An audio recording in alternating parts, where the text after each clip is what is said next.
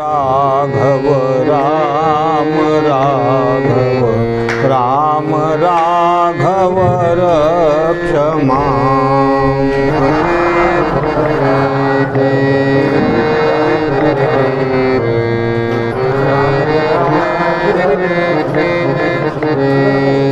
कृष्ण केशव कृष्ण केशव कृष्ण केशव पाहि मां।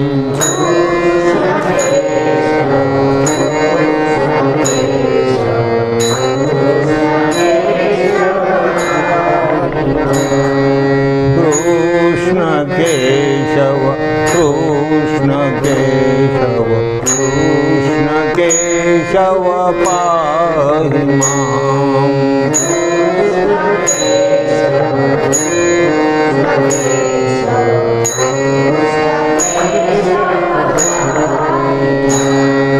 राम राघव राम राघव राम राघव रक्ष मां।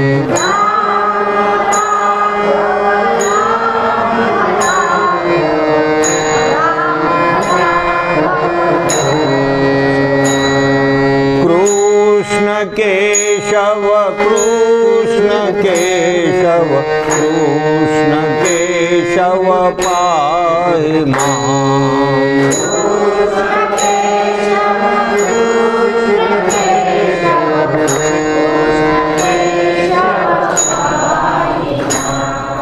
राम राघव राम राघव राम राघव रक्ष मां।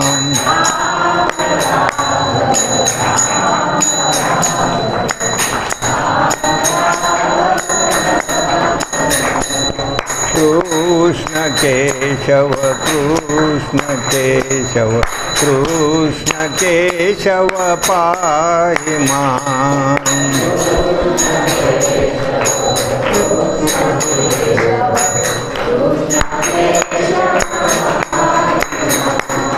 राम राघव राम राघव राम राघव रक्ष मां।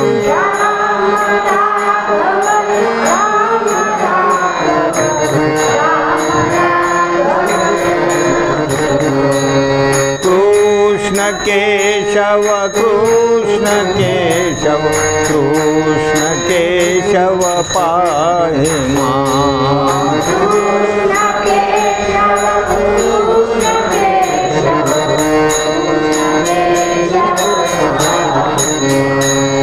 राम राघव राम राघव राम राघव रक्ष मां।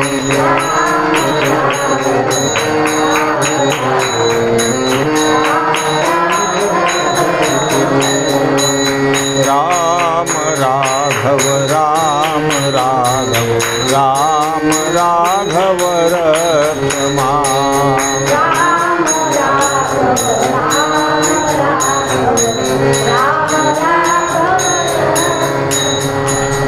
प्रभु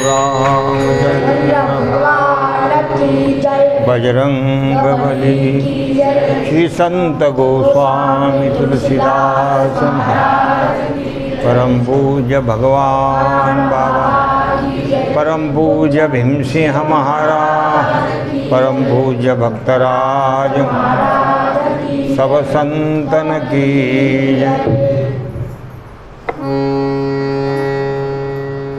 नीलाम्बुज श्यामल कोमलांगं सीता समारोपित वामभागं पाणौ महासायक चारुचापं नमामि रामं रघुवंशनाथम्। अतुलितबलधामं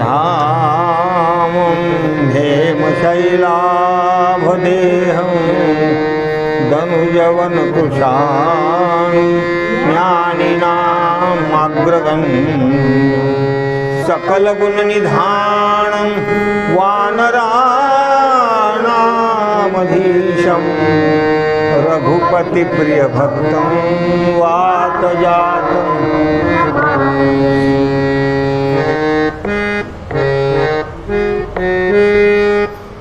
ब्रह्मांबोधि समुद्भवं कलिमल प्रध्वंसनं चाव्ययम् श्रीमच्छं मुमुखेन्दु सुन्दरवरे संशोभितं सर्वदा संसारामय भेषजं सुखकरं श्रीजानकी जीवनं धन्यास्ते कृतिन पिबन्ति सततं श्रीरामनामामृतम्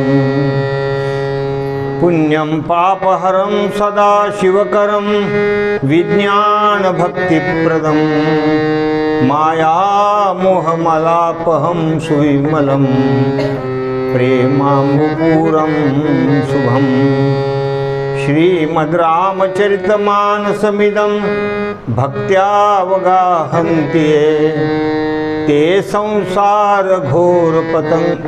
संसारपतंग घोर किरणैर दह्यन्ति नो मानवाः भक्त भक्ति भगवंत गुरु चतुरनाम वपुए इनके पगवंदन किए नाथे विज्ञानी।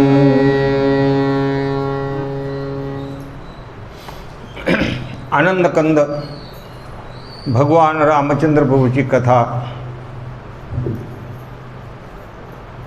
श्री संत गोस्वामी तुलसीदास जी प्रारंभी नमन करतायत। सरस्वती मातेला नमन, गणरायाला नमन, भगवान महादेवाला नमन करतायत, सद्गुरुनाथांना नमन। परवा आपण बघितलं सद्गुरूंचा महिमा, संत चरित्र हे कसं असतं ते आपण कापसाच्या दृष्टांताने बघितलेलं आहे। ते जसं निरस असतं, म्हणजे त्या जसं भक्त हे भक्त ऐशे जाना देही दे देही उदास गेले अशा पाश निवारोनी, अशा प्रकारचं हे संतांचं जीवन असतं। ती कापसाची दोडी जशी निरस आहे आणि कापूस जसा अत्यंत शुभ्र आहे, त्याप्रमाणे संतांचं जीवन हे अत्यंत शुभ्र आहे, निष्कलंक जीवन आहे। आणि गुणमय फलजासु कापूस हा अत्यंत गुणी आहे, अत्यंत गुणी आहे। अनेक मशीनमध्ये जाऊन सुद्धा तो शेवटी इतकं दुःख सहन करूनही आणि समाजाच्या त्या ठिकाणी उपयोगी येतोय। त्याप्रमाणे संत जीवनामध्ये अनेक क्लेश असतात, लोक त्यांना त्रास देत असतात, पण तरी परंतु ते समाजाच्या उपयोगी येतात। ज्ञानोबा ज्यावेळेला इथे 4 भावंड पैठणला आले तर त्यांना कोणी पाणीसुद्धा प्यायला दिलं, का तर भांड बाटल म्हणून। ही संन्याशाची मुलं आहेत, भांड बाटल। आणि मुक्ताईला तहान लागली, आता मुक्ताईला तहान लागली तर कशात आणून द्यावं, जवळ भांड नव्हतं। मग जवळ एक स्मशानभूमी होती, तिथे ते मडकं फोडतात बघा, स्मशानभूमी। त्या मडक्यातला एक तुकडा घेतला असा खोलगट, आणि तो तुकडा घेतला माऊलीनं, म्हणले माझ्या मुक्ताईला पाणी आणून देतो। गंगेवर गेले, ते खापर धुवू लागले, तर तेवढ्यात एका कर्मठ ब्राह्मणानं बघितलं आणि म्हणले अरे याने गंगा बाटवली। या संन्याशाच्या मुलानं गंगा बाटवली। 10-5 लोकांना हाक मारली, सगळेजण आरडाओरडा करू लागले। काही जणांनी दगड फेकला, ते होतं ते खापरसुद्धा तुटून गेलं। कसं बसं हाताला थोडं ओलं लागलं होतं, तेवढं आणून मुक्ताईच्या मुखाला लागलं। तरी परंतु ज्ञानोबा म्हणतात की हे भगवंता, अज्ञानी समाज आहे, त्यांना हे कळत नाही, पण त्यांच्या या कर्माचं त्यांना वाईट फल देऊ नको बरं। किंबहुना सर्व सुखी पूर्ण होऊन तीही लोकी भजिजो आदिपुरकी अखंडित। आपल्याला कष्ट झालेले कष्ट झाले तरी चालतील, पण समाजाला कोणालाही दुःख होऊ नये, हे संतांचं जीवन अत्यंत परोपकारी जीवन आहे. हे आपण बघितलेलं आहे. आणि संत हे चालतं बोलतं त्या ठिकाणी तीर्थ आहे. त्रिवेणी संगम. संत हे कर्मयोगाच्या माध्यमातून, भक्तियोगाच्या माध्यमातून, ज्ञानयोगाच्या माध्यमातून तुम्हाला त्या ठिकाणी उद्धार कसा करता येतो हे सगळं सांगतात. म्हणून ते त्रिवेणी संगम, गंगा यमुना सरस्वती जसं त्रिवेणी संगम आहे, कथेमध्ये जसं त्रिवेणी संगम असतं की देव, भक्त आणि नाम. कथेमध्ये हा त्रिवेणी संगम आहे, तिथे देव आहे, भक्त आणि नाम आहे. तसंच संतांजवळ सुद्धा भक्तियोग, कर्मयोग, ज्ञानयोग. प्रत्येक प्राणीमात्रांना या कर्माच्या बंधनातून कसं मुक्त करता येईल यासाठी त्यांनी खूप सुंदर अशा प्रकारचा कर्मयोग सांगितलेला आहे की कर्म करा पण त्याची आसक्ती ठेवू नका. कर्मण्येवाधिकार असते मा फलेषु कदाचन माते संगोस्त्व कर्मणी. आपल्या वाट्याला आलेले वर्णाश्रमविहित कर्म आपल्या वाट्याला आलेले जरूर माणसानं करावे, पण त्या कर्मापासून कसं सुटावं, कसं अलिप्त व्हावं ही युक्ती साधू संतांनी सांगितली. भक्तियोग सांगितला, ज्ञानयोग सांगितला. केवळ भक्ती जर आपण केली आणि जर ज्याची भक्ती करायची त्याचं जर आपल्याला ज्ञान नाही झालं तर ती आंधळी भक्ती होते ना.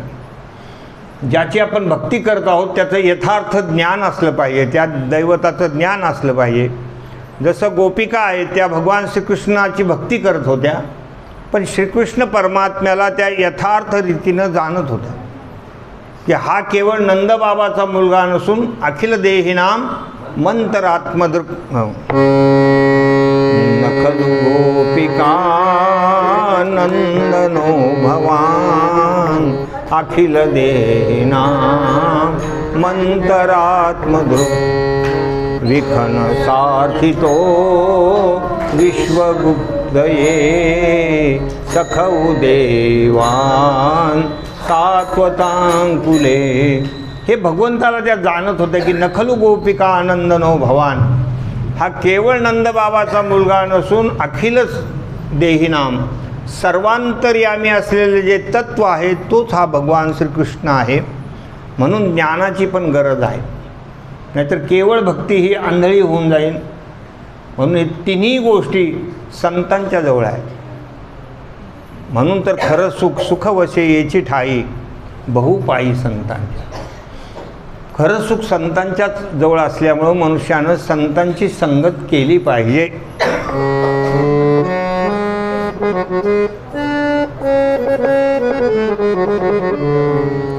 संगत संतन की करले.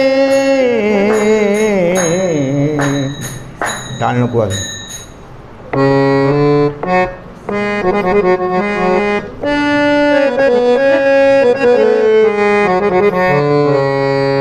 संगत संतन की करले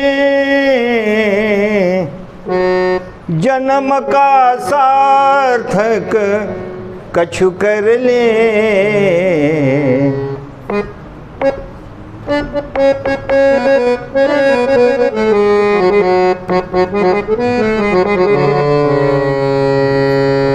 जन्म का सार्थक कछु कर ले. कहाँ से आया कहाँ जाएगा हे एकदा ओळखलं पाहिजे माणसाने. कुठून आलो आणि कुठं जायचं. कुठून आलो आपण कोणाला माहीत, आणि कुठं जायचं कोणाला माहीत. हेच उत्तर आहे आपल्याकडे, दुसरं काय उत्तर आहे. हे जाणून तुम्हाला संत हे समजावून सांगतात. कहाँ से आया कहाँ जाएगा ये कछु मालूम कर ले. दो दिन की जिंदगानी बंदे होशियार होकर चलना. संगत संतन की कर ले.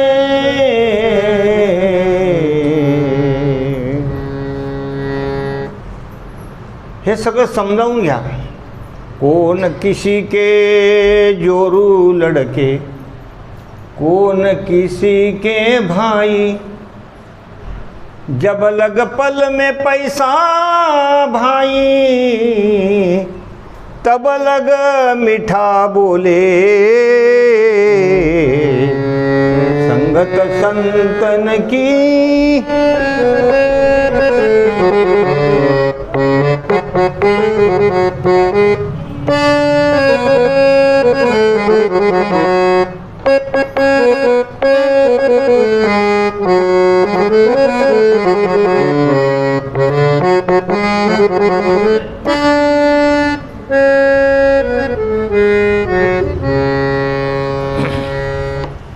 संगत संतन की करले, साधूची संगती करा, कारण साधूचे संगती तरणोपाय. हरिपाठामध्ये सुद्धा तेच वर्णन केलेलं आहे. म्हणून आपण जाता जाता बघितलं होतं परवा की सुनी समुझई जन मुदित मन, मज्जही अति अनुराग. सुनी समुझई, साधू संतांना ऐकायचं, म्हणजे ते काय सांगतात हे ऐकायचं. म्हणून वाणावे ऐकावे तेची सदा, तैसे हरपले आपण पे पावे, तै संता ते पाहता घेवसावे. म्हणून वाणावे ऐकावे तेची सदा, त्यांचं श्रवण करायचं, त्यांना समजून घ्यायचं. सुनी समुझई जन मुदित मन, म्हणजे त्या ठिकाणी मज्जई म्हणजे तिथे संतरूपी तीर्थामध्ये स्नान करा. प्रसन्न, मुदित म्हणजे प्रसन्नतेनं, प्रसन्नतेनं संतांच्या सानिध्यामध्ये राहा. मज्ज ही अति अनुराग, मोठ्या प्रेमानं. तर लहई चारी फल अछत तनु साधू समाज प्रयाग, या साधूरूपी प्रयागराजामध्ये तुम्हाला धर्मार्थ काम मोक्ष सहज प्राप्त होईल. त्यांच्याकडे ते सामर्थ्य आहे. इथे जे वर्णन केलेलं आहे, मज्जन फल पेखिय तत्काला, काक होई पिक बकऊ मराला. मज्जन फल पेखिय तत्काला. मज्जन, आता ही हिंदी भाषा आहे, तसं हे शहरामध्ये सगळ्यांना कळते. आणि तुम्ही रामानंद सागरांचं ते ऐकलेलं आहे ना, रामायण जे मागे आपण बघत होतो, ते खूप सुंदर झालं. रामानंद सागर जे आहे ना, ते अजरामर झाले त्या रामायणामध्ये. इतकं त्यांनी सुंदर केलं होतं ते सगळं, त्याच्यात काम करणारे लोक. तर असं एकही त्याच्यातला एपिसोड नव्हता की जे बघितल्यानंतर डोळ्यात पाणी येणार. आणि सगळ्या गल्ल्या अशा सुनाट होऊन जायच्या. ते लागलं ना गल्ल्या सुनाट व्हायच्या, इतकं ते आकर्षक विषय झाला होता. कर्फ्यू लागल्यासारखं, शहरात जसं काही कोणी राहतच नाही, इतकं ते गोड झालं. आणि हेच रामायण आहे. त्यांनी जे मध्यंतरी जे वापरले ना चोपाया वगैरे, ते याच्यातलेच, या रामायणातले आहेत. इथे जे सांगितलं मज्जन फलत पेखिय तत्काला. मज्जन म्हणजे या संतरूपी प्रयागराजामध्ये जे कोणी स्नान करत असतील, म्हणजे त्यांचं सानिध्य, त्यांच्या शब्दानुसार वर्तन, त्यांची सेवा, सगळ्या गोष्टी त्याच्यात आल्या. मज्जन म्हणजे केवळ त्यांच्या घरी जाऊन बादली घेऊन आंघोळ करायची, असा शब्दशः काही गोष्टीचा अर्थ नसतो. शब्दशः अर्थ नसतो. मज्जन म्हणजे त्यांच्या सानिध्यामध्ये जे काही मिळेल तो लाभ. काक होई पिक बकऊ मराला. कावळासुद्धा कोयल होऊ शकतो त्यांच्यामध्ये. गाढवाचे घोडे आम्ही करू दृष्टीपुढे. संतांमध्ये ही शक्ती की ते गाढवाला घोडं बनवतात. त्याचाही प्रत्यक्ष वाच्यार्थ घ्यायचा नाही. एखादा मनुष्य जर गध्यासारखा वागत असला तर त्यालासुद्धा चांगलं स्वरूप ते देतात. किती किती लोकांमध्ये परिवर्तन घडून येतं की ते अगोदर असे नव्हते, असे काही लोक घडून येतात. ते सानिध्याचा तो परिणाम असतो की हळूहळू माणसाची वृत्ती बदलून जाते आणि ते त्या ठिकाणी चांगले वागायला लागतात. असा संतांच्या सानिध्याचा तो काय प्रभाव आहे. काक म्हणजे कावळासुद्धा कोयल होऊ शकतो. कोयल म्हणजे अत्यंत गोड गाणारी. त्याप्रमाणे त्याचं जीवन अत्यंत गोड होऊ शकतं. बकऊ मराला. बगळेसुद्धा हंस होऊ शकतात. मराला म्हणजे हंस, बकऊ म्हणजे बकबक नाही, बगळे. बकऊ म्हणजे बगळा. बगळेसुद्धा हंस होऊ शकतात त्यांच्या सानिध्यामध्ये. सुनी आचरज करे जनी कोई सतसंगती महिमान एक होई. याच्यामध्ये कोणीही आश्चर्य करण्याची गरज नाही आहे, कारण संतांचा महिमा तो काही झाकून राहत नाही.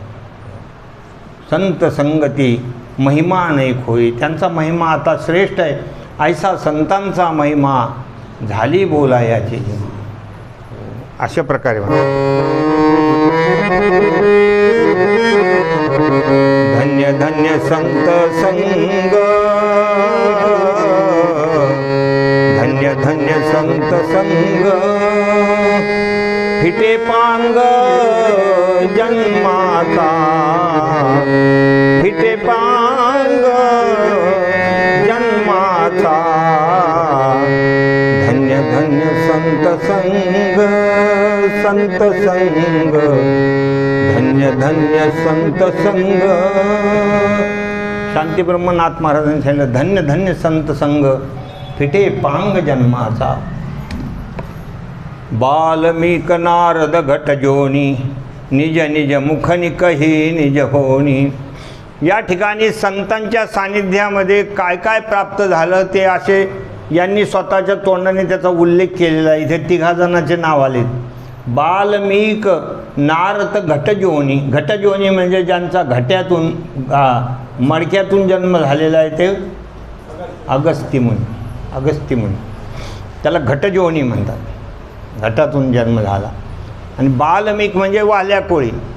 आणि नारद महर्षी यांनी स्वतःच्या जीवनातला अनुभव सांगितला की संत संगतीनं काय होतं म्हणून.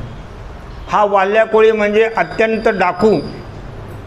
हे चरित्र ऐकून ऐकून जवळजवळ सगळ्यांचे पाठ झालेलं आहे की हा वाल्या कोळ्याचं चरित्र 1-2 कीर्तन गेले की ते आलं समजायचं. 10-5 कीर्तनात कधीतरी एकदा ते येतच वाल्या कोळे. इतका तो क्रूर होता की त्यांनी कितीतरी ब्राह्मणाच्या हत्या केल्या होत्या. तर असं म्हणतात कीर्तनकार मंडळी की ब्राह्मण शालिग्राम देत नव्हते म्हणून तो हिसकावून ते शालिग्राम एका रांजणामध्ये टाकायचा. तर ते तसे मोठे मोठे 7 रांजण भरले होते. तेवढे त्यांनी ब्राह्मण मारले होते. मग बाकीचे मग मराठी, कोळी, चांभार, कुंभार, मारवाडी, वंजारी हे किती मारले असतील हे नाही सांगता. याचं काही गणित नाही.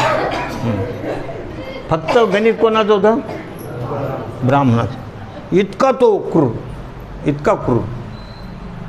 तुम्ही बोला, तो म्हणला मी इतका क्रूर आणि इतका मला म्हणजे माणूसच नाही. तो माणूस नाही ना, तो ते फक्त माणसाचा आकारच होता.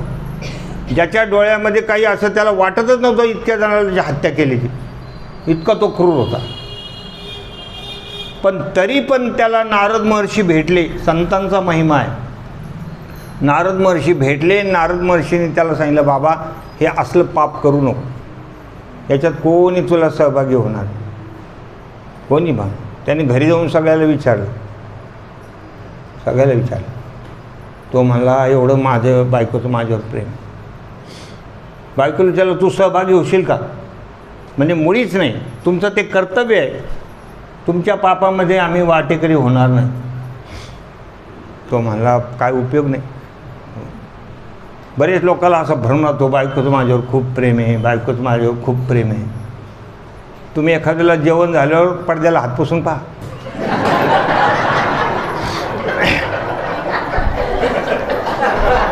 म्हणजे तुम्हाला जर एखादा अनुभव घ्यायचा असला तर असो. त्याचा सगळा भ्रमच निघून गेला त्या वाल्या कोळ्याचा डोक्यातलं सगळं कचरा निघून गेला. शेवटी तो आला आणि पूर्णपणे शरण गेला. नारद महर्षीला म्हणले, महाराज कोणी माझं नाही हो, कोणी माझं नाही, तुम्ही माझा उद्धार करा. मग नारद महर्षी दयाभाव, नारद महर्षीने सांगितलं काही नाही, राम राम म्हण बेटा, काही जास्त करायचं नाही, सोपं काम. तो मला ते तोंडात येतच नाही. माझ्या तोंडात काय बसलेलं आहे? मारा मारा मारा मारा मारा. हो दे म्हणले मारा मारा तर मारा मारा. मग मारा मारा म्हणता म्हणता रामा रामा झालं ना. हो, त्याची चोपाई खास याच्यामध्ये आलेली आहे. उलटा नाम जपत जग जाना, बाल्मिक भये ब्रह्म समाना।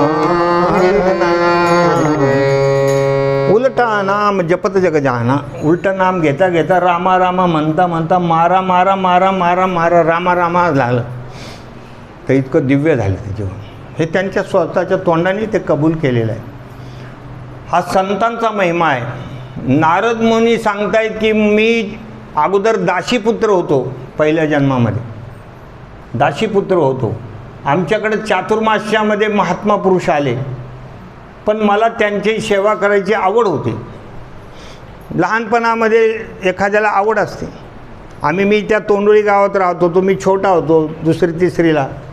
पण कुणाचं कीर्तन जर जाहीर झालं तर मी ते स्वतः याच्यातून विहिरीतून पाणी काढून आणायचं, शेंदून मंदिरासमोर सडा संमार्जन वगैरे करायचं, स्वच्छ करून ठेवायचं.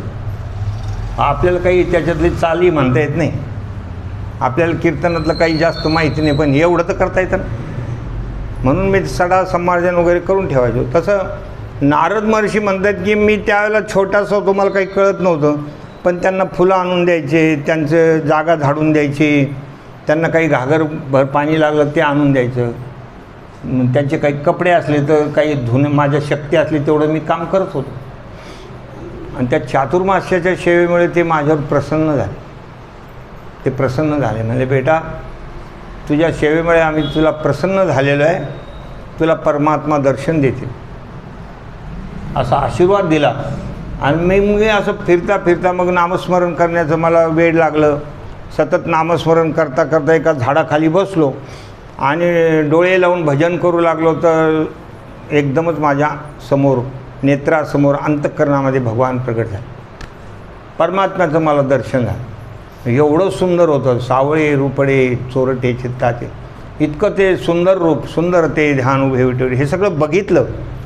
आणि नंतर काही नाही, ते थोडा वेळच राहिलं, नंतर ते निघून गेलं. मग मी मात्र तळमळ करायला लागलो की ते दर्शन मला पुन्हा कधी होईल, पुन्हा कधी होईल. तर आकाशवाणी झाली ना, आकाशवाणीमधून सांगितलं आता झालं, या जन्मातलं तुमचं काम झालेलं आहे, आता ते दर्शन तुम्हाला परत भेटणार नाही. मात्र तुमच्या या संतांची जी तुम्ही सेवा केलेली आहे त्याचं फल तुम्हाला पुढच्या जन्मामध्ये भरपूर मिळणार आहे, भरभरून. मग तो देह मी ठेवला, तो देह ठेवला. मग ब्रह्मदेवाचं मानसपुत्र म्हणून मी जन्माला आलो. नारद महर्षी ब्रह्मदेवाचे कोण आहेत? मानसपुत्र आहेत. आणि आता मला त्याचं असं फल मिळालं की मी भगवंताला नुसतं आव्हान करायचं औषध की परमात्मा येतात. जिथे नारद आहे तिथे भगवान आहेत. अशा प्रकारचं माझी काय झाले, महती झाली, अधिकार झाला. तर हे नारद महर्षी स्वतः सांगतात, हा संतांचा महिमा आहे. घटजीवनी जे म्हणतात अगस्ती मुनी, घटामध्ये जे काही आहे ती कथा आहे भागवत ग्रंथामध्ये, ते कसं कसं जन्म झाला वगैरे, ते काही आपल्याला कथा सांगून वेळ घ्यायचा नाही आहे. पण घटातून जन्म म्हणजे काही फार मोठं चांगले जन्म थोडंच येतो. घटातून जन्म होणं ते वरुण आणि मित्र यांच्यापासून ते झालेलं आहे. ते उर्वशी वगैरे आली होती. आता ते सांगायचं म्हणलं बराच वेळ लागेल. तर ते कशा पद्धतीनं त्या घटातून जन्म झाला असं असताना सुद्धा तिथे वशिष्ठ महामुनीचा संघ जडला आणि ते सुद्धा इतके अधिकारी झाले की भगवान रामचंद्र प्रभू काही गोष्टी त्यांना विचारतात अगस्ती मुनी. म्हणजे यांनी संतांचा महिमा सांगितला की बालमेक नारद घटजोनी निज निज मुखनी कही निज होनी. त्यांनी आपल्या स्वतःच्या तोंडाने अनुभव सांगितला. आत्तासुद्धा काही लोक आपल्या तोंडाने सांगतात की महाराज मी इकडे आलो, संतांचा संघ भेटला, नाहीतर मी बिड्या उडीत होतो, सिगरेट उडीत होतो, मला काय सांगावं म्हणले, मी काय करत नव्हतो. अनेक गोष्टी माझ्या जीवनामध्ये मी करत होतो, पण आता मात्र ते सगळं सुटून गेलं. तर हे सगळं लोक अनुभव सांगत असतात. पण जे काही चांगलं घडत असतं त्याचं कारण केवळ संतच आहे, दुसरं काही नाही.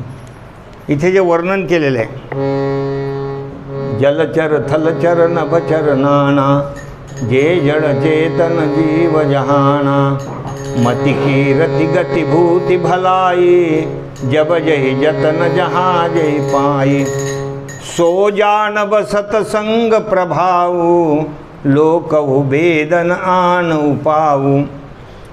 या ठिकाणी जलचर थलचर नभचर नाना, काही पाण्यामध्ये राहणारे त्यांच्यासुद्धा संतांच्या संगतीनं उद्धार झाला. जलचर, काही पृथ्वीवर राहणारे, काही नभामध्ये फिरणारे, कोणी असो, जलचर, थलचर, नभचर नाना, जे जड चेतन जीव जहाना.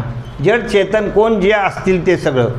पण ज्यांना त्या ठिकाणी हा फायदा झालेला आहे की ज्यांच्या बुद्धी शुद्ध झाली, ज्यांची बुद्धी शुद्ध, मती म्हणजे बुद्धी, ज्यांची जगामध्ये कीर्ती झाली, ज्यांना सद्गती प्राप्त झाली, ज्यांना श्रेष्ठत्व प्राप्त झालं आणि ज्यांचं जीवनातलं भलं झालं, चांगलं झालं, त्याच्या मागे केवळ संत आहे.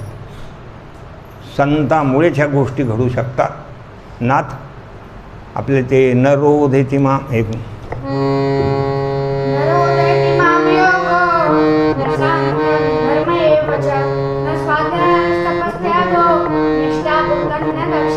हळूहळू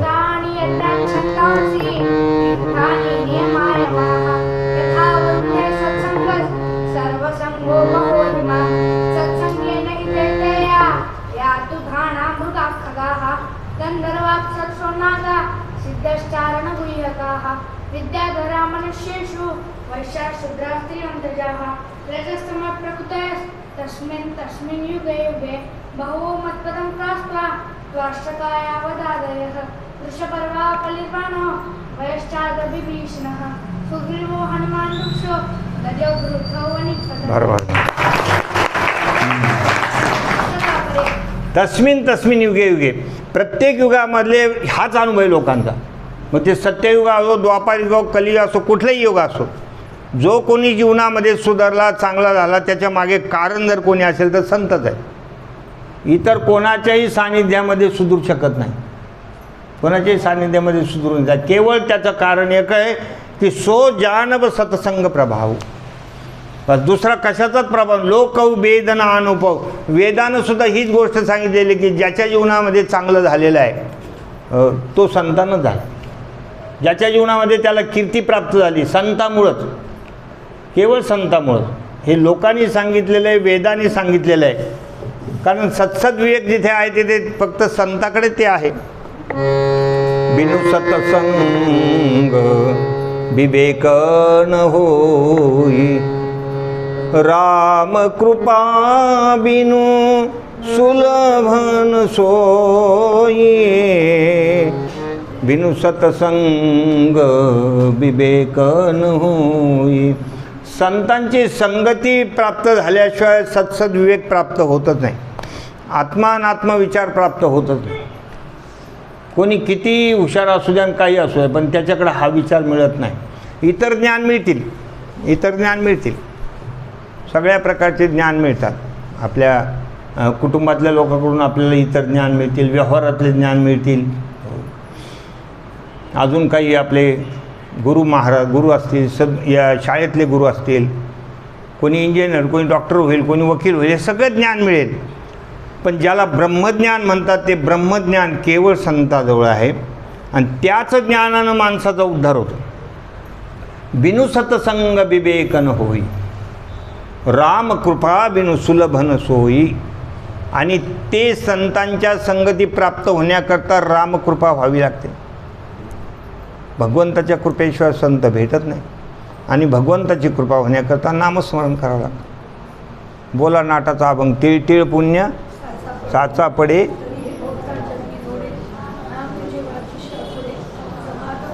बघा याच्यात काय लिहिलं, तिळ तिळ पुण्य साचा पडे. म्हणजे तुम्ही नामस्मरण प्रेमानं करू लागले म्हणजे थोडं थोडं थेंबे थेंबे तळे साचे. तिळ तिळ पुण्य साचा पडे, ते हे बहुता जन्मी जोडे.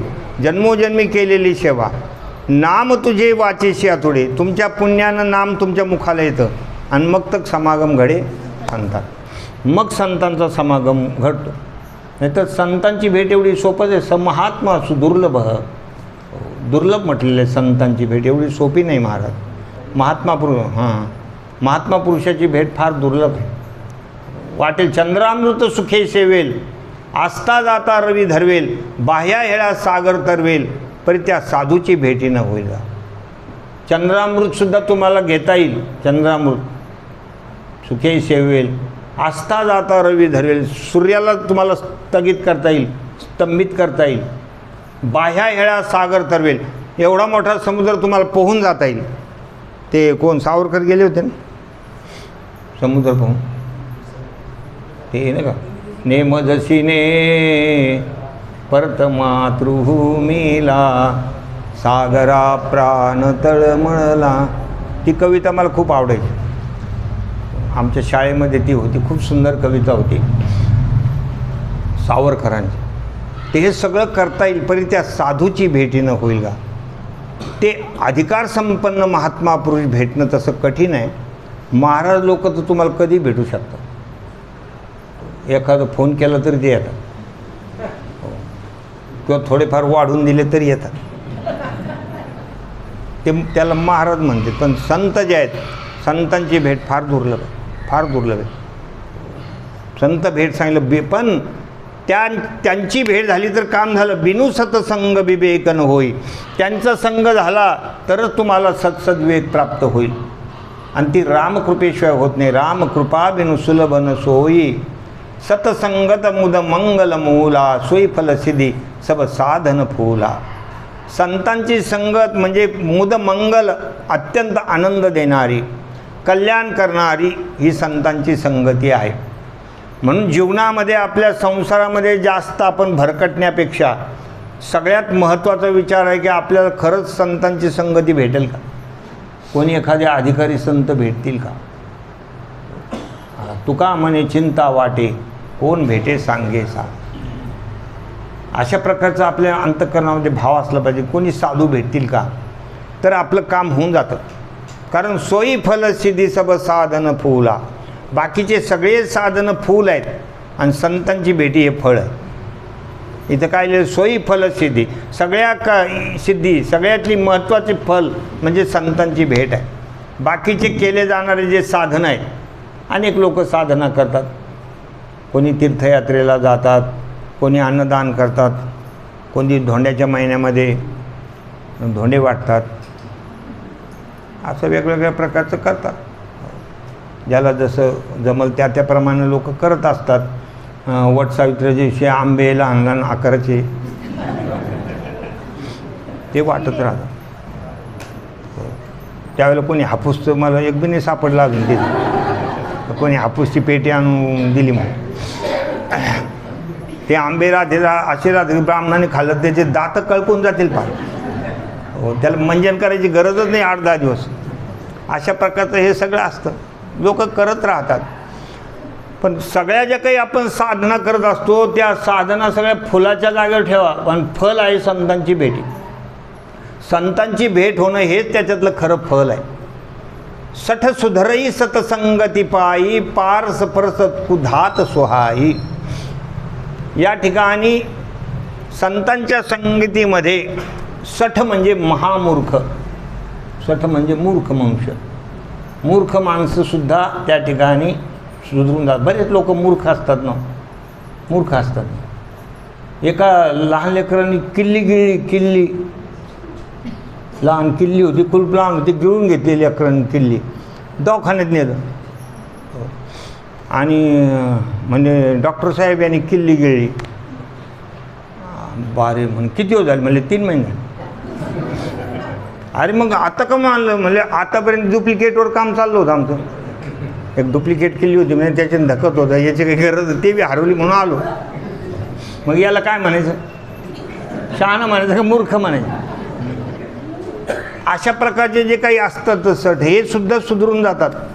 मूर्खसुद्धा सुधरून जातात. सठ सुधरई सतसंगती पायी. हे सुद्धा संतांच्या संगतीमध्ये चांगले होऊन जातात.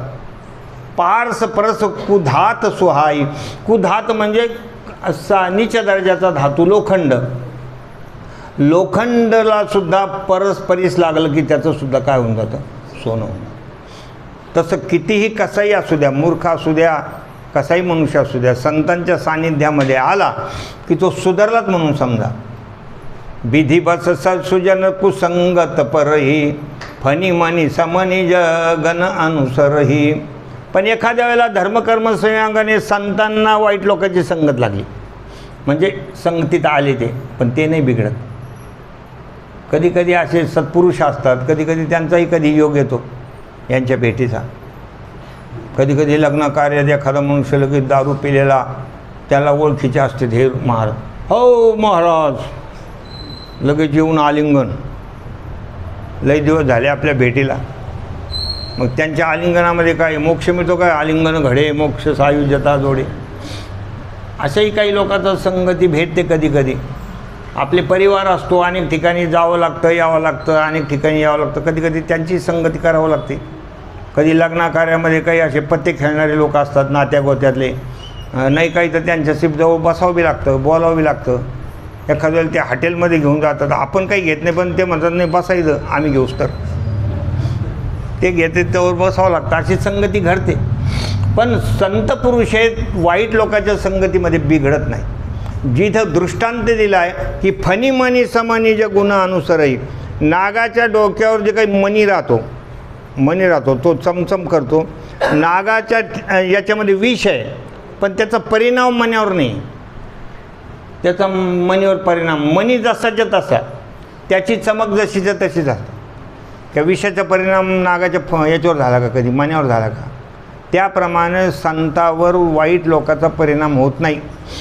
कितीही आलतू फालतू लोक त्यांना भेटले, उलट ते सुधारतात, त्यांना सुधारवण्याचा ते प्रयत्न करतात. जसं हा मणी आहे, मणी त्याचं कार्य करत असतो प्रकाश देण्याचं, तसं ते वाईट लोकात जरी गेले तरी ते त्यांचं प्रकाश देण्याचं कार्य करत असतात. ते त्यांना सुधारवण्याचा प्रयत्न करत असतात. काही नाही सुधारत, काही भलतेच हे असतात, ते काही मानत नाही, काही नाही, त्यांचे खोड्या सोडत नाही. पण हे मात्र त्यांच्यामुळं काही होत नाही, यांना काही होत नाही त्याच्यामुळं. असं दृष्टांत आहे की सठ सुधर रही सतसंगती पायी, हे जग आहे. विधी बस सुजन कुसंगत करही, फनी मनी समनी ज गुणानुसरही. विधी हरिहर कवी को विदबानी, कत साधू महिमा सकुचानी. या ठिकाणी विधी म्हणजे ब्रह्मदेव, हरी म्हणजे विष्णू परमात्मा, हर म्हणजे भगवान महादेव, कवी मोठे मोठे कवी, आणि कोविद म्हणजे पंडित लोक, विद्वज्जन लोक. हे सगळ्या जणांनी म्हणजे ब्रह्मदेव असो, भगवान महादेव असो, विष्णू परमात्मा असो, मोठे मोठे कवी असो, पंडित असो, सगळ्यांनी साधूचा महिमा सांगताना खाली मान घातलेली. कहत साधू महिमा सकुचानी. यांनी सुद्धा संतांचा महिमा सांगताना त्यांना सुद्धा असं वाटू लागलं की आपण पूर्णपणे त्यांचं वर्णन करू शकत नाही. सकुचानी म्हणजे संकोच वाटतो. एखादी गोष्ट श्रेष्ठ असली तर आपण त्याचं पूर्णपणे वर्णन करू शकत नाही. कोण असा आहे की जो सूर्याचं पूर्णपणे वर्णन करेल? कोण असा उरलाय सांगा की सूर्यामध्ये काय शक्ती आहे? सूर्याची शक्ती आपण म्हणत असतो, सूर्यात एवढी शक्ती आहे, ते पाणी तापून देतो. घरामध्ये वीज पण आता सध्या त्याला काय म्हणतात, सोलार आहे, वल्ल चिल्ल वाळवून देतो. हे सगळं महिला मंडळीचा उन्हाळ्याचा कारभार. घरावर वरच्या याच्यावर गच्चीवर इटा काय आणि त्याच्यावर मोठी कढई काय आणि ते विचारू नका. हो, असं बाहेर सावरूनच कार्यक्रम असतात. आणि ते सगळं करणं, ते सगळं काम कोणाचं आहे? सूर्याचं काम आहे. एवढी प्रचंड शक्ती त्या सूर्याची आपण जसं पूर्णपणे वर्णनच करू शकत नाही, तसं संत किती मोठे आहेत हे सांगताच येणार नाही. म्हणजे ब्रह्मदेवाला नाही, ब्रह्मदेवाने सृष्टी निर्माण केली, संत असंत सगळे त्याच्याच सृष्टीमध्ये निर्माण झालेले, तरी पण ब्रह्मदेव संताबद्दल नाही बोलू शकत. त्याला पण संकोच निर्माण करतो. जर ह्या मी आहे व सगळं एवढं मोठं केलं आहे, पण मी त्यांच्याबद्दल नाही बोलू शकत. ब्रह्मदेवसुद्धा सांगू शकत नाही. हरी म्हणजे प्रत्यक्ष विष्णू परमात्मासुद्धा सांगू शकत नाही. सबसे बडा हो, संत हे सगळ्यापेक्षा मोठे आहेत. मी मागे एकदा सांगितलं तुम्हाला, सबसे बडा कोण, असं एका विद्वानाच्या सभेमध्ये प्रश्न निर्माण झाला होता. सबसे बडा कोण असा प्रश्न निर्माण झाला.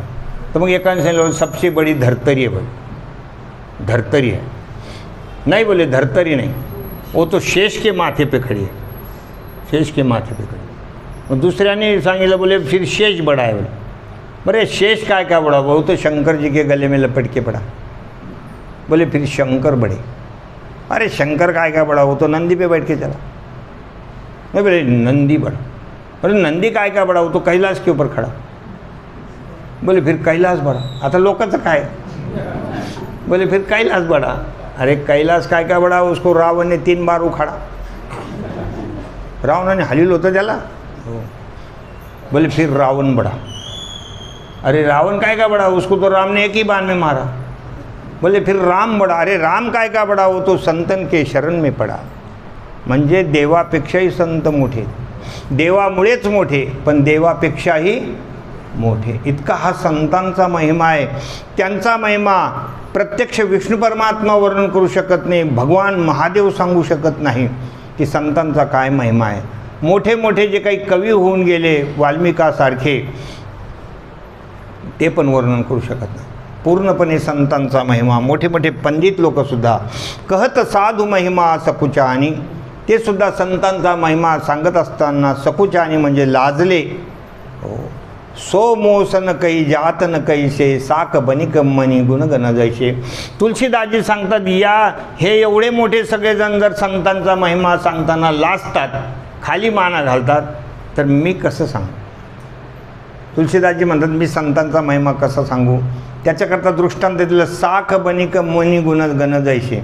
जो भाजीपाला विकणार आहे, जो भाजीपाला विकणार आहे, वांगे घ्या, बटाटे घ्या, कोथिंबीर घ्या, हिरवी मिरची घ्या, अद्रक घ्या, असे जे काही विकणार आहे तो साग म्हणजे हे भाजीपाल्याच्या वस्तू, तो हिऱ्याच्या आणि माणक्याच्या आणि मोत्याच्या किमती कसं सांगा तुम्ही. तो सांगू शकतो का की हा हिरा काय किमतीचा आहे, हे मोती काय मोलाचं आहे. तो गाजराचं सांगू शकेल, गाजर काय किलो आहे बुवा, वांगे काय किलो आहे, हे त्याला कळतं. त्याप्रमाणे संत तुलसीदासजी सांगतात की सो मोस न कही जात न कैसे साक बनिक मनी गुणगण जैसे. मी त्याप्रमाणे मी त्यांचं महिमा वर्णन करू शकत नाही की संतांचा महिमा. जिथे ब्रह्मदेवाने खाली मान घातली, जिथं विष्णू परमात्म्याने भगवान महादेव खाली मान घालतायत आणि मोठे मोठे पंडित कवी खाली मान घालतात, ते संतांचा महिमा असा थोर महिमा. म्हणून साधू थोर जाना, साधू थोर जाना. सगळ्यात श्रेष्ठ जर कोणी असतील जगामध्ये तर सगळ्यात श्रेष्ठ कोण आहेत, संत आहे. संतांचा महिमा बहुदुर्गम, शाब्दिकाचे काम नाही येथे. बहुदुधड जरी झाली म्हैस गाय तरी होईल काय कामधेनू. किती दुधाळ असू द्या म्हैस गाय, पण ती कामधेनूची बरोबरी करू शकत नाही. म्हणून संतांची बरोबरी कोणीच करू शकत नाही. तुम्ही आम्ही जे इथे येऊन बसलेले त्याच्या मागे सुद्धा कोणाचा हात आहे, संतांचाच हात आहे. संतांनीच आपल्याला ही गोडी लावलेली आहेत, संतांनीच हे आपल्याला सगळं सांगितलेलं आहे. म्हणून इकडे आपले पाऊल वळतात. जे काही आहे ते सगळं संतांमुळेच आहे, दुसरं काहीच नाही. बंदव संत समान चित, हित अनहित नहीं कोई, रामा हित अनहित नहीं कोई. अंजलिगत शुभ सुमन जिमी, सम सुगंध कर दूई. सियावर रामचंद्र पद. बोलो जय सिया राम, जय जय सिया राम, जय सिया राम, जय जय सिया राम, जय सिया राम. प्रभु रामचंद्र भगवान. बंदव संत समान चित, हित अनहित नहीं कोई. अशा या संतांना मी वंदन करतो. असं गोस्वामी तुलसीदास. बंधू संत ते कसे असतात, समान चित्त, ते सगळीकडे त्यांची समान दृष्टी असते.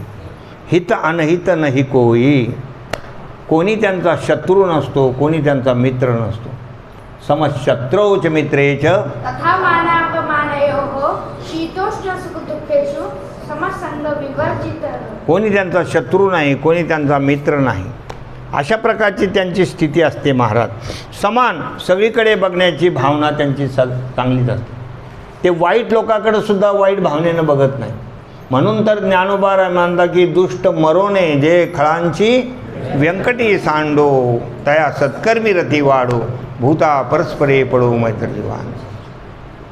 ते एक संत पुरुष असे चालले होते. मागून एक दारू पिणारा मनुष्य त्यांना काही पण बोलायला लागला, आदवा तद्वा बोलायला, काही पण आरेतुरेची भाषा वापरायला लागला. त्यांनी मागे पाहिलं पण नाही. आणि नंतर मग ते शिव्या द्यायला. कारण एकदा नशा चढली ना, हे काही कळतच नाही त्यांना. नशेचं काम लय बेकार. ते दारूच्या दुकानासमोर लोक दारू पित होते, त्यांची थोडी सांडली त्याच्यातली. ते सांडून देत नाही, लई काळजी घेते, पण सांडली थोडी. तर तिथं दोन मुंगळे होते, असे मुंगळे. तिथे 2 मुंगळे होते, त्या 2 मुंगळे पेले ते, थोडं चाटली त्या 2 मुंगळ्यांनी. जेव्हा त्या मुंगळ्याला नशा चढली, त्याच्यातला एक मुंगळा म्हणायला लागला, तिकडून एक हत्ती येत होता, तो म्हणला या हत्तीला धोपटून काढायचं. कोण म्हणायला लागला? एक मुंगळा त्याच्या मित्राला, दुसऱ्या मुंगळ्याला म्हणायला लागला, आपण याला एकदा हाताखालून काढू म्हणून हत्तीला. तर तो दुसरा काय म्हणतो, नको रे, कोणी म्हणे एकट्याला पाहून हाणलं. म्हणजे हे नशाला बेकार असते. हो, ते काय बोलतील आणि काय करतील त्याचा काही नियमच नाही. हो, अशा प्रकारे ते त्या संताला शिव्या द्यायला लागले. हो, अरे तुरे बोलायला लागले, शिव्या द्यायला. ते काहीच बोलले नाही. मागून मागून तर म्हणले, तू आता थांबूच नको, तो डोक्यातच दगड घाल, असं काही पण म्हणायला लागले. तेवढ्यात एक समोर एक छोटंसं गाव आलं होतं, तर त्या गावाच्या शिवावर ते उभे राहिले. संत स्वतःच उभे राहिले. आता कसं थांबला नाही, दगडाचं नाव काढल्याबरोबर कसं थांबलं, हां आला ठेकायला, आला ठिकाणं असं म्हणाले. आणि मग जवळ येऊन उभे राहिले. तर त्यांनी संतांनी त्याला हात जोडले, म्हणजे बाबा तुम्हाला काय मला शिव्या द्यायची असेल ते द्या, तुम्हाला काय त्रास द्यायचा असेल तो द्या, पण आता एवढं छोटं एक गाव आहे ना, हे जाईपर्यंत काही बोलू नका, ही तुम्हाला विनंती. कारण त्या गावामध्ये माझे प्रेमाचे लोक आहेत, मला तुमच्यापासून काही त्रास नाही, पण ते ज्यांनी पाहिलं ना ते मग तुम्हाला ठोकून काढतील. त्यांनी तुम्हाला मारू नये म्हणून मी तुम्हाला हात जोडून विनंती.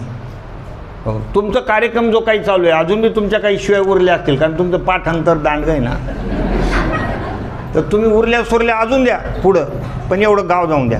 ही संतांची, याला समान चित्त म्हणतात. त्यांना दुष्ट पण तेवढेच असतात, त्यांना काही त्यांच्याविषयी वाटत नाही. म्हणून चित्त अनहितच नाही कोई, अंजलीगत शुभ सुमन जेमी समसुगंध कर दोई.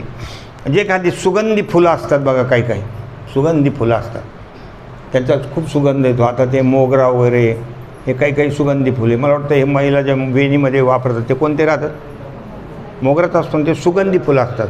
तर ते सुगंधी फुलं जे आहेत ते तुम्ही बघा, एखाद्याने तोडले आणि एखाद्याने घेऊन वाहिले, तर दोघांच्या हाताला काय देतात, सुगंध घेतात. तोडणाऱ्यालाही तोच विषय, त्यालाही सुगंध, आणि वाहणाऱ्यालाही तोच सुगंध आहे. म्हणून संत जो अंजलीगत शुभ सुमन जेमी, अंजली म्हणजे हात, असा अंजली म्हणजे, तर ते सुमन म्हणजे ते हात, फुलं जे आहेत ना, समसुगंध कर दोई, तोडणाऱ्यालाही सुगंध, वाहणाऱ्यालाही सुगंध, आणि कोणी फेकून बी दिलं त्यांना तरी त्यांना काय, सुगंध सुगंध. तसं संतांचं जीवन आहे. संत सरलचित जगत हित, जानी सुभाव स्नेहू, बाल विनय सुनी करी कृपा, रामचरण रतिनेहू. असे हे संत सरळ हृदयाचे असतात आणि सगळ्यांचे हितकारी असतात.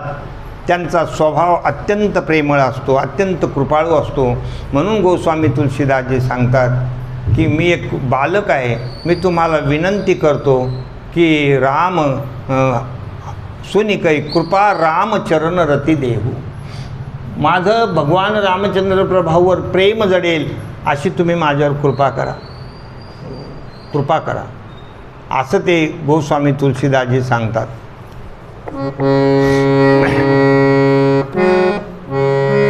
बहुरी बंदी खल गण सती भाये, जे बिनु काज दाहिने उबाये, परहित हानि लाभ जिन के रे, उजरे हर्ष विषाद बसे रे. आता गोस्वामी तुलसीदासजी दुष्टांना नमस्कार करतायत. बहुरी बंदी खलगन सतीभाय, सतीभाय म्हणजे अगदी मनातून, म्हणजे सच्चे हृदयचे असं ज्याला म्हणतात. अगदी मनातून मी त्या दुष्ट लोकाला नमस्कार करतोय, वाईट लोकाला. दुर्जनम प्रथमम वंदे. हो, वाईट लोकांनासुद्धा, जे व्यसनी आहेत, जे काय नाही खायचं ते खातात, नाही प्यायचं ते पितात, जे नाही बोलायचं ते बोलतात, असे जे कोणी दुष्ट असतील. बहुरी बंदी खलगन सती भाये, जे बिनु काज दाहिने उभा आहे. दाहिने उभा आहे म्हणजे ज्यांनी त्यांचं चांगलं केलेलं आहे त्यांचंसुद्धा ते वाईट करत असतात. त्याला खल म्हणतात, त्याला दुष्ट म्हणतात. एखाद्याने त्यांच्यावर उपकार केले तरीसुद्धा ते त्याच्यावर उपकार करण्याचं ते सोडून पण त्याचंसुद्धा बिघडून टाकायचं त्यांचं काम असतं. असे ते दुष्ट लोक असतात. पण त्यांनासुद्धा नमस्कार करतात. परहित हानी लाभ जन केरे, आणि त्यांचं जीवन असं असतं की दुसऱ्याची काही हानी झाली, दुसऱ्याचं काही नुकसान झालं तर त्यांना लाभ वाटतो, त्यांना चांगलं वाटतं, हे त्याच्यात खुश राहतात. कोणाचं नुकसान झालं पाहिजे त्यांना असं वाटतं. एखाद्याचं लेकरू जर नापास झालं तर ते जास्त खुश होतात, पण त्यांना पास झालं तर वाईट वाटतं, कसं काय पास झालं. एखाद्याला लॉटरी लागली तर ते रात्रभर झोपत नाही, त्याला कसं काय लागलं, त्याला कसं काय लागलं. अशा प्रकारची स्थिती असते त्यांची. चांगलं एखाद्याचं झालं की त्याला ते खपतच नाही.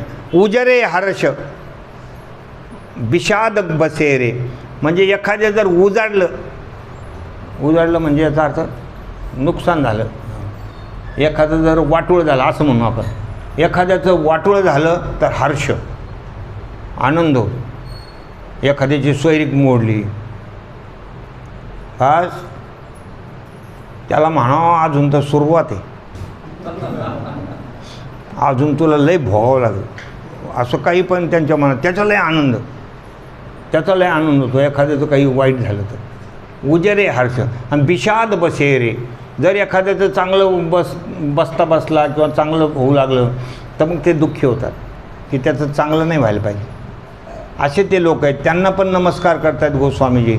हरिहर जस रा केस राहुसे पर आकाश भट सहस बाहुसे. हरिहर जसं म्हणजे जिथं हरी म्हणजे परमात्म्याची कथा चालू आहे, भगवान महादेवाची कथा चालू आहे, समजा आता भागवत कथा आहे, शिवपुराण आहे, असं कुठे जर चालू असलं तर ते राहूसारखे असतात. जसं राहू देवाच्या मध्ये येऊन बसला होता ना, त्याला ते सहन होत नाही, त्याला वाटतं हे नाही झालं पाहिजे. कुठं कथा कुठं काही चालू असलं त्यांना ती गोष्ट आवडत नाही. ते राहूकेतूसारखे त्रासदायक असतात मध्यंतरी. राहूसे आणि पर आकाश भट सहस्रबाहूसे, आणि दुसऱ्याचं वाटोळं करण्यामध्ये सहस्रबाहू इतकं त्यांना बळ येऊन जातं. सहस्रबाहू इतकं म्हणजे जसे 1000 हाताचं बळ, इतकं बळ. दुसऱ्याचं वाटोळं झालं पाहिजे, दुसऱ्याचं नुकसान झालं पाहिजे. जे पर दोष लखई सहसाखी परहित घृत जिनके मन माखी. जे दुसऱ्याचे दोष 100 डोळ्याने बघतात दुसऱ्याचं, आपलं स्वतःचं पाहत नाही, अशा प्रकारचं आहे. दुसऱ्याचे काही दोष कोणाचे असलं तर त्यांना लगेच सगळे डोळे त्यांचे उघडून जातात. जे पर दोष लखई सख सहसाखी परहित घृत जिनके मन माखी. दुसऱ्याचं कोणाचं जर हित होत असलं, कल्याण होत असलं तर जसं एखादी तुपात माशी पडल्यानंतर जसं तुपाचं वाटोळं करून जगते आणि ती पण मरते. माशी तुपात पडली तर जगते का सांगा, ती पण मरून जाते. त्याप्रमाणे हे म्हणतात आपलं मरणं का होईना पण याचं वाटोळं झालं पाहिजे, आपलं काही हो पण याचं वाटोळं झालं पाहिजे. अशा प्रकारची त्यांची स्थिती असते. दुसऱ्याचं कधीच चांगलं होऊ नये. तेज कृषानु रोष महिषेषा, आणि दुसऱ्याचं काहीतरी असं जळालं पाहिजे, वाटोळं झालं पाहिजे, त्याच्यामध्ये ते अग्नीसारखे असतात.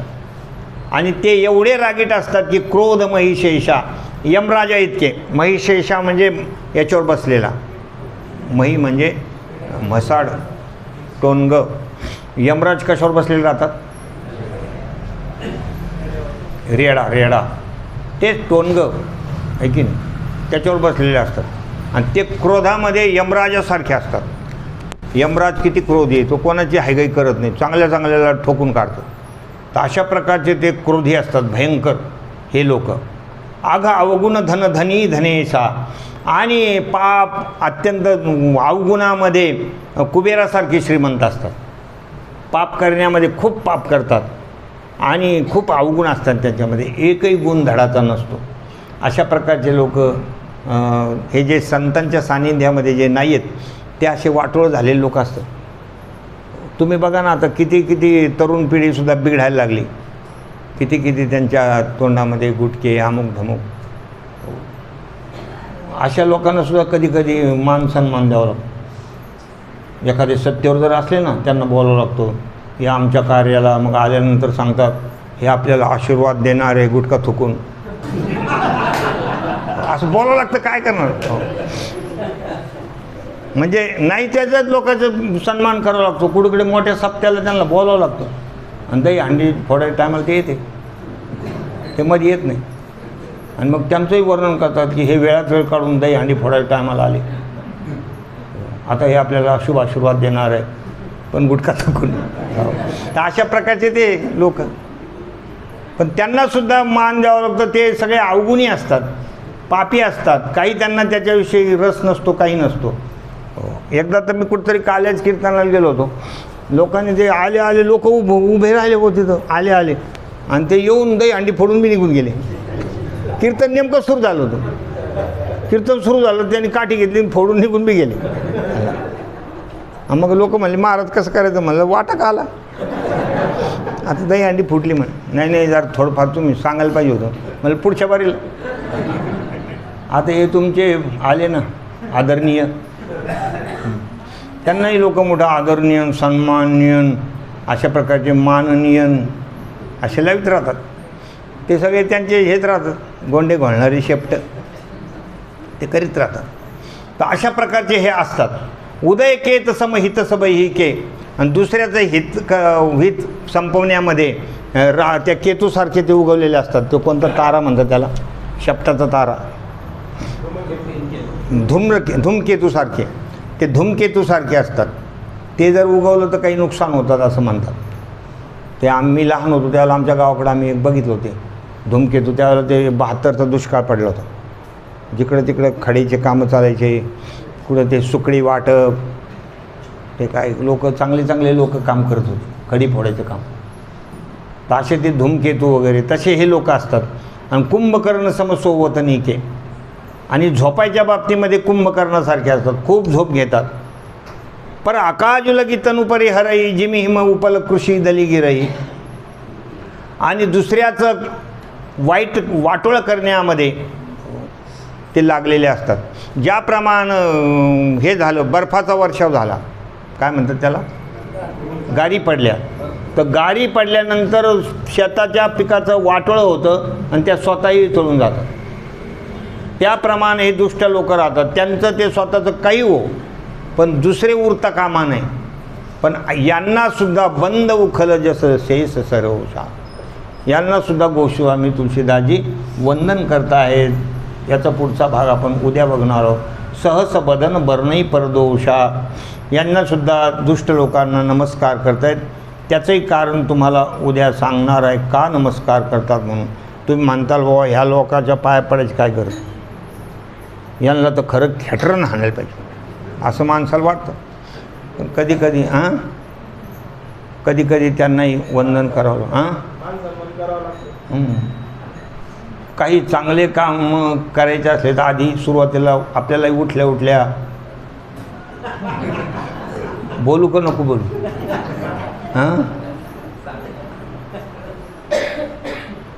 माहीत ध्यानात आलं असं ना, आलं ना ध्यान. उठल्या आधी ते काम करावं लागतं, नाही तिथं हात लावल्याशिवाय पुढचे कामं सुधरतच नाही. तर अशा प्रकारची ही स्थिती आहे. तसं यांनासुद्धा मान द्यावाच लागतो, नाही तर पुढचे चांगले कामाचं सगळं वाटोळ होऊन जातं. असे त्याचे कारण आहेत. श्री गुरुचरण सरोज निज मन मुकुर सुधार, बरणो रघुवर विमल जसु, बुद्धिहीन तनु जानिके,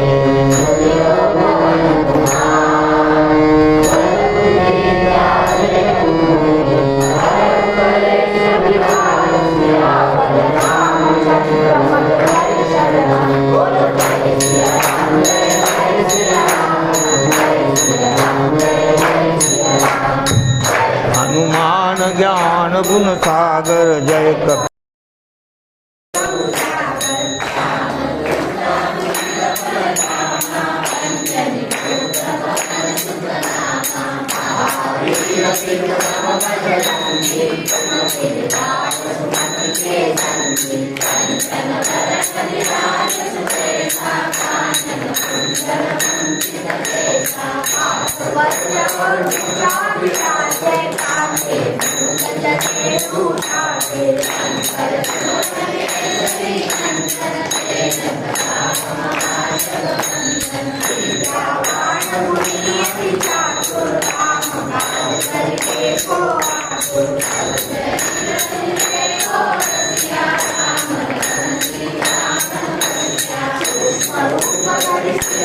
Thank you.